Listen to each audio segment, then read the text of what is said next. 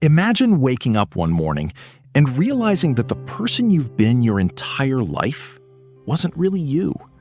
The opinions you defended, the ambitions you chased, the fears that kept you awake, none of them originated in your own soul.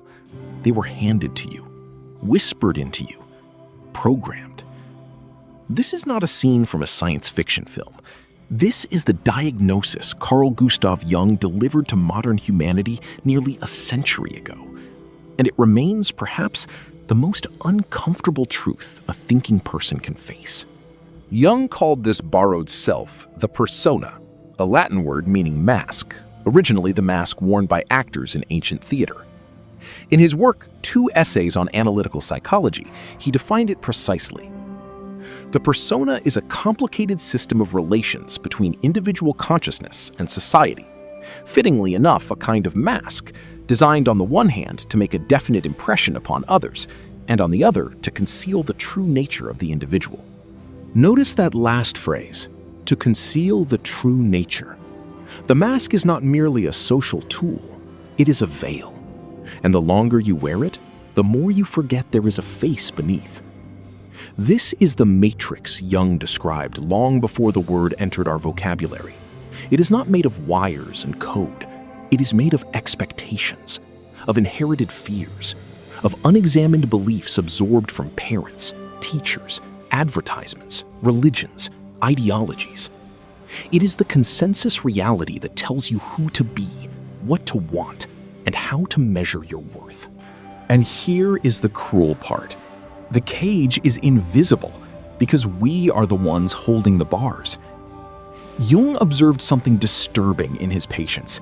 The most successful, the most adapted, the most normal individuals were often the most lost. They had perfected the mask so completely that they could no longer locate themselves underneath it. In The Undiscovered Self, he warned, resistance to the organized mass can be effected only by the man who is as well organized in his individuality as the mass itself. In other words, only an individual who knows who they truly are can resist being swallowed. The ancient philosopher Heraclitus, whom Jung quoted often, said it with terrifying simplicity. Character is destiny. If your character has been outsourced, assembled from fragments of other people's voices, then your destiny too belongs to someone else. So the first step out of the matrix is not rebellion. It is not anger at the system. It is something far quieter and far more dangerous to the illusion. It is the moment you stop, look at your reflection, and ask the forbidden question. Who is actually behind this face? That question is the first crack in the wall. Jung gave a name to the journey out of the cage. He called it individuation. In psychological types, he defined it with characteristic precision. Individuation means becoming an individual, and insofar as individuality embraces our innermost, last, and incomparable uniqueness, it also implies becoming one's own self. We could therefore translate individuation as coming to selfhood or self-realization. Coming to selfhood, not inventing a self, not borrowing one. Coming to the self that was always there, buried beneath the layers of conditioning.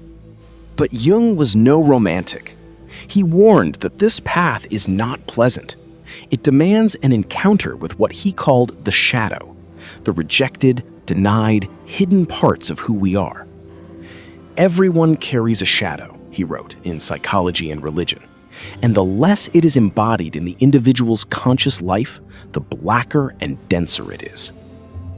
This is where most people turn back, because to break the matrix connection, you must first meet the parts of yourself that the matrix taught you to hate, the anger you swallowed, the desires you buried, the truths you were told were shameful. Freedom is not a clean ascent into the light. It begins with a descent. Jung borrowed from the alchemists a phrase to describe this stage. In sterquilinius invenitur. In filth it will be found. The gold of the authentic self is hidden, paradoxically, in the very places we refuse to look. And then there is the collective unconscious, that vast reservoir of inherited images, archetypes, and patterns shared by all of humanity. To become free is not to deny these forces, but to recognize when they are moving through you. Jung put it sharply, until you make the unconscious conscious, it will direct your life, and you will call it fate. Once again, you will call it fate. The Matrix survives precisely because we mistake its programming for destiny. So how does one actually walk this path?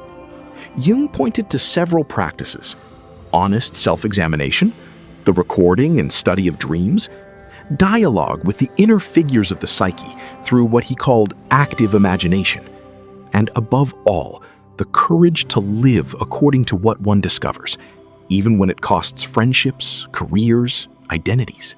The Stoic Marcus Aurelius wrote in his Meditations, "You have power over your mind, not outside events. Realize this, and you will find strength." Jung would have added, "First you must discover whose mind it actually is." To break the matrix connection is not to escape to some other world. It is to stop being a stranger in your own. It is to gather the scattered pieces of yourself, the masked, the shadowed, the silenced, and to say, finally and without apology, "This is who I am." And in that single sentence, the cage dissolves.